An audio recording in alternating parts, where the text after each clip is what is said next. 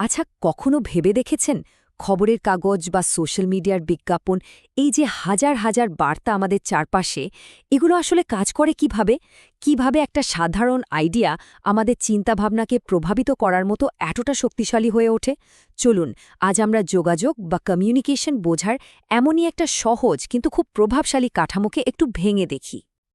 আমরা তো রোজই শয় শয় মেসেজ দেখি, পড়ি বা শুনি, কিন্তু একটু গভীরে গিয়ে কি কখনো ভাবি এই বার্তাগুলো তৈরির পেছনের আসল ব্যাপারটা কি?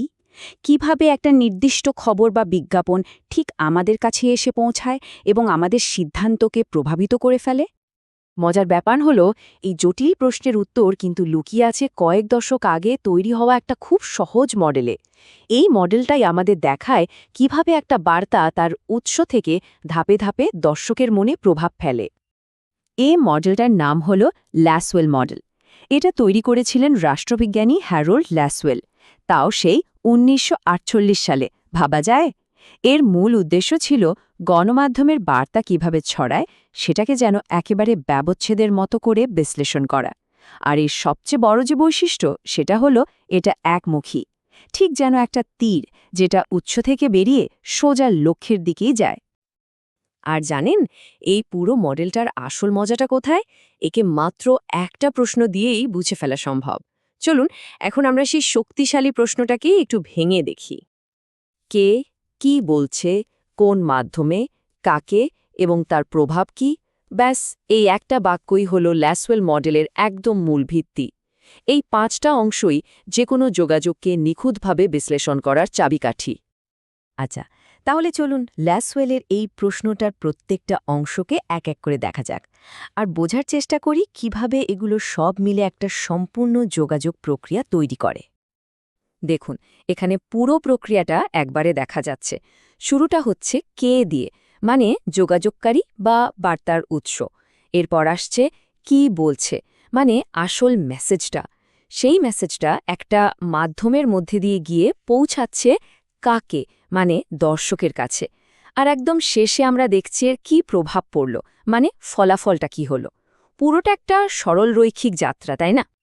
তো প্রথম ধাপ মানে কে, এটা দিয়ে বোঝানো হচ্ছে যে বার্তাটা কে তৈরি করছে বা পাঠাচ্ছে। এটা একজন ব্যক্তিও হতে পারে, যেমন ধরুন একজন সাংবাদিক, আবার একটা পুরো প্রতিষ্ঠানও হতে পারে, যেমন কোনো বিজ্ঞাপন সংস্থা। আচ্ছা, থিওরি তো অনেক হলো। এবার চলুন মডেলটাকে একটু বাস্তবে ফেলে দেখি। আমাদের প্রতিদিনের জীবনে এটা ঠিক কিভাবে কাজ করে কয়েকটা উদাহরণ দিয়ে বুঝলে ব্যাপারটা আরও পরিষ্কার হবে। এই টেবিলটা দেখুন কি দারুণভাবে পুরো মডেলটাকে চোখের সামনে তুলে ধরছে। প্রথম উদাহরণটা দেখি। কে? একজন সংবাদ পাঠক। কি বলছেন? সন্ধ্যার খবর। কোন মাধ্যমে? টেলিভিশন। কাকে? দর্শকদের। আর প্রভাবটা কি? দর্শকরা দিনের ঘটনাগুলো সম্পর্কে জানতে পারছে। একদম সোজা। একইভাবে পরেরটা দেখুন। একটা মোবাইল কোম্পানি, এটা হলো কে। সোশ্যাল মিডিয়ার মাধ্যমে দিয়ে তরুণদেরকে, এরা হলো কাকে। একটা নতুন ডেটা অফার, এটা হলো কি দিচ্ছে, আর তার ফলে কি হচ্ছে? অনেকেই সেটা সাবস্ক্রাইব করছে, এটাই প্রভাব। এমনকি একটা স্বাস্থ্য সংস্থার পোস্টারও কিন্তু এই মডেলে দারুণভাবে ফিট হয়ে যায়। এই উদাহরণগুলো থেকে কিন্তু পরিষ্কার বোঝা যাচ্ছে যে ল্যাসওয়েল মডেলটা দেখতে সহজ হলেও এটা কতটা শক্তিশালী একটা টুল। খবর হোক, বিজ্ঞাপন হোক বা কোনো সামাজিক প্রচার, যে কোনো একমুখী যোগাযোগকে এটা দিয়ে খুব সহজে ভেঙে দেখা যায়। আমরা তো দেখলাম মডেলটা কিভাবে কাজ করে, কিন্তু এটা কি একদম নিখুঁত? চলুন এবারের ভালো দিক আর সীমাবদ্ধতাগুলো নিয়ে একটু কথা বলা যাক। বিশেষ করে আজকের এই ডিজিটাল যুগে এর প্রাসঙ্গিকতা ঠিক কতটা সেটাও একটু দেখি। দেখুন, এই মডেলের সবচেয়ে বড় প্লাস পয়েন্ট হল এর সরলতা। এটা যোগাযোগকে খুব সরল কয়েকটা ধাপে ভেঙে দেখায়। কিন্তু এখানে এর সবচেয়ে বড় দুর্বলতাটাও কিন্তু লুকিয়ে আছে।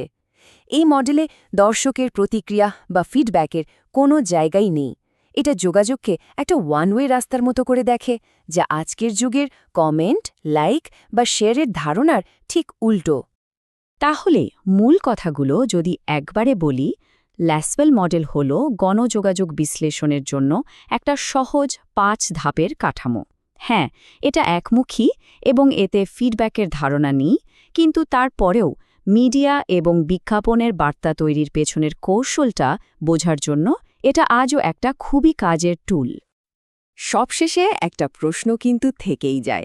আজকের এই ডিজিটাল দুনিয়া, যেখানে লাইক, কমেন্ট আর শেয়ারের মাধ্যমে আমরা সাথে সাথে প্রতিক্রিয়া জানাতে পারি, সেখানে লেসওয়েলের মতো একটা ফিডব্যাকবিহীন মডেল কি তার প্রাসঙ্গিকতা পুরোপুরি হারিয়ে ফেলেছে, নাকি এখনও এর গুরুত্ব অন্য কোথাও লুকিয়ে আছে? এটা কিন্তু ভাবনার বিষয়।